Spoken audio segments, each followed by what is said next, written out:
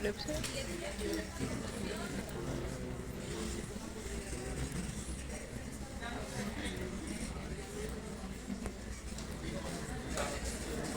¿Sabes cómo se llama el enemigo mortal? ¿A mí qué? Su enemigo mortal está en sentido terminal o contrario, fijamente te recuerdo. Es un stop.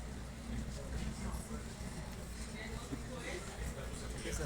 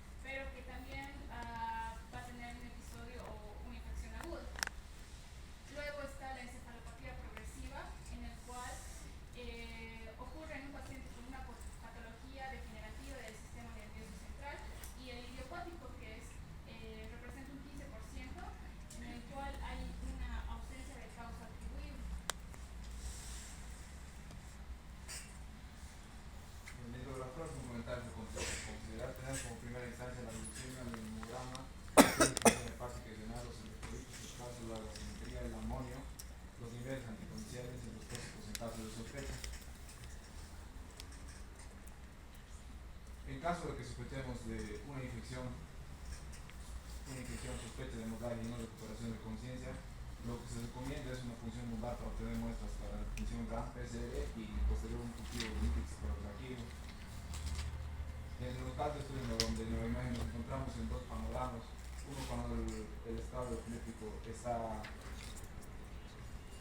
claramente establecido, pues se recomienda, podemos postergar el estudio de neuroimagen, pero si el estado epiléptico no tenemos la etiología, pues podemos considerar de mayor urgencia realizar el estudio de neuroimagen. En este caso tenemos que valorar la taxa renal, si la crisis focal, si hay traumatismo previo de la membrana neoplásica de base y si hay sospecha de infección o hemorragia. Tenemos que considera emplear resonancia magnética en casos de estado epiléptico refractario de mala evolución y el seguimiento posterior del paciente. Entonces, la resonancia magnética es superior en casos de encefalitis y lesiones epilépticas sutiles como las malformaciones del desarrollo cortical, la esclerosis mesenterial y los tumores neuronales. Se recomienda usar el panorama continuo en 4 episodios, en 4 panoramas, sospecha clínica de un estado epiléptico no convulsivo de inicio o pacientes con riesgo elevado de estado epiléptico no convulsivo, la sospecha del estado epiléptico sutil tras un episodio, estado epiléptico convulsivo y la monitorización de la respuesta a tratamiento del estado epiléptico refractario y otros estados. Y para distinguir los eventos epilépticos y no epilépticos, los eventos ante el electroencefalograma convencional, no está recomendado en pacientes en pacientes que están retornando a su situación basal. El electroencefalograma no se lo puede, está indicado que no se lo realice de forma rutinaria, pero si sospechamos de un cuadro que muestre señales de un estado epiléptico, este electroencefalograma precoz podría darnos un indicio muy relevante y podría ser una herramienta útil en el diagnóstico de epilepsia y su tratamiento. Dentro de los medicamentos a tomar en cuenta tenemos las benzodiazepinas, tenemos el diazepam y el midazolam. Una característica de los fármacos es que son fármacos hipogénicos, es decir, entonces que atraviesan fácilmente la barrera hematoencefálica y pueden así estimular con mayor facilidad al neurotransmisor GABA. Y tanto el diazepam como el midazolam, tras la administración continua de dosis, estos producen una depresión respiratoria. En este caso, a comparación del diazepam y del midazolam, el diazepam es preferible ya que debido a su vida media de acción es más larga. El midazolam es el otro fármaco y para pasar de una línea a otra línea tenemos que utilizar una dosis de refuerzo, o sea, utilizamos diazepam o midazolam y luego volvemos a utilizar midazolam y luego posteriormente recién podemos considerar utilizar los fármacos de segunda línea. Y a continuación mi compañera Pamela les da los fármacos. Dentro de los medicamentos de segunda línea tenemos a la fenitoína, que el mecanismo de acción va a ser estabilizar la forma inactiva de los canales de sodio, bloqueando por voltaje y por lo tanto va a limitar el disparo repetitivo de los potenciales de acción. Dentro de las contraindicaciones van a estar las arritmias cardíacas y hay que disminuir el ritmo de infusión en caso de hipotensión. Después tenemos el ácido valproico, que el mecanismo de acción va a ser la modulación de los canales de sodio y calcio junto con la Estos son activación de medicamentos de receptores. segunda línea, tendrías que explicarnos eso, ¿no? Medicamentos de segunda línea. Y dentro de los medicamentos de segunda línea, la dosis va a decirlo en el manejo del compañero. Las contraindicaciones va a estar en menores de 2 a 3 años, hepatopatías. Después tenemos la levetiracetam,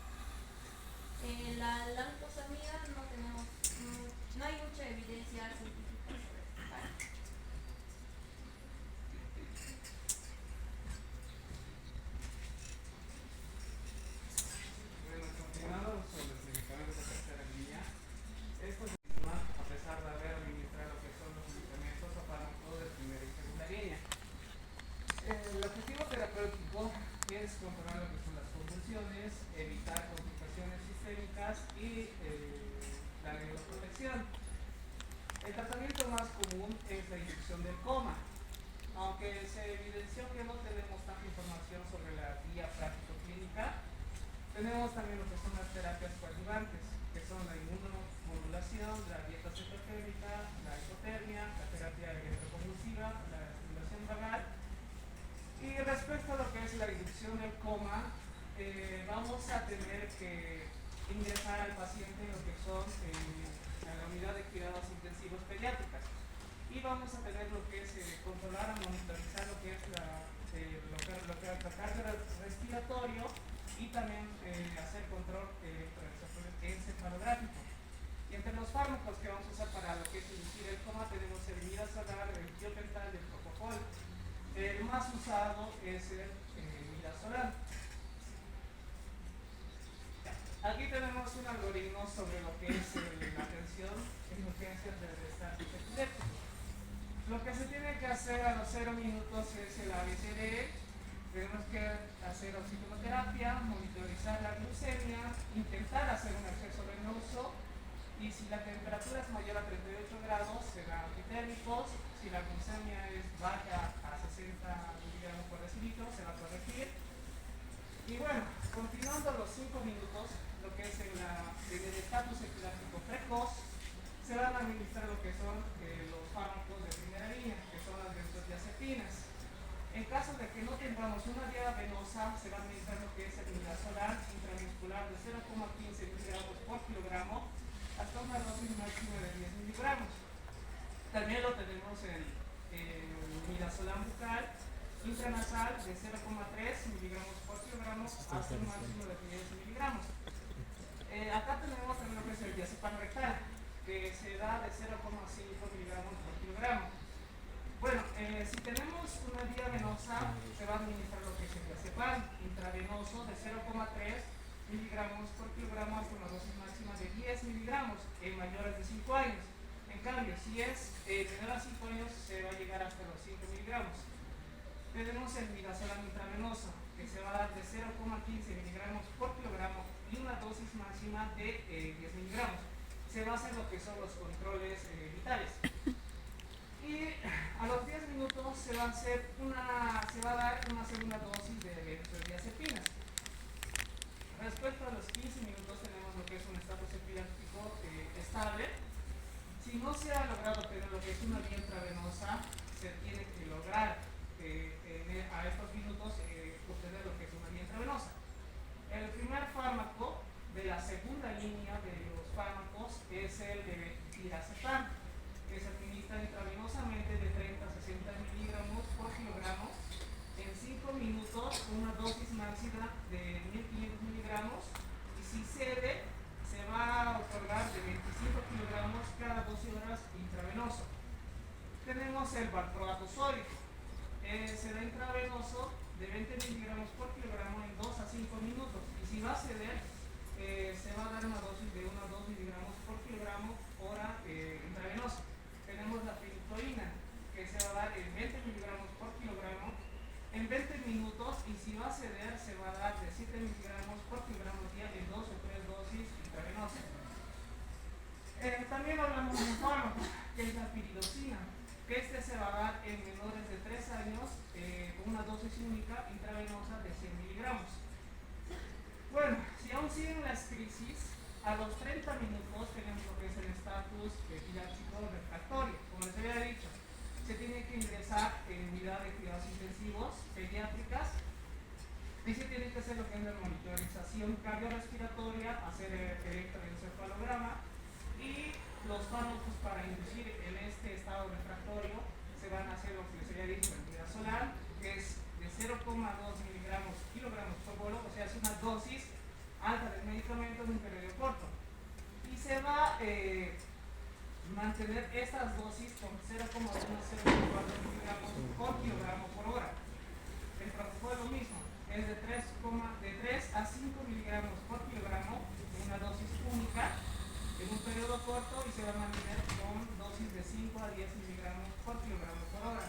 Tenemos el tiopental, que es 2 a 3 miligramos por kilogramo, una dosis alta en un periodo corto y se va a mantener de 3 a 5 miligramos por kilogramo por hora.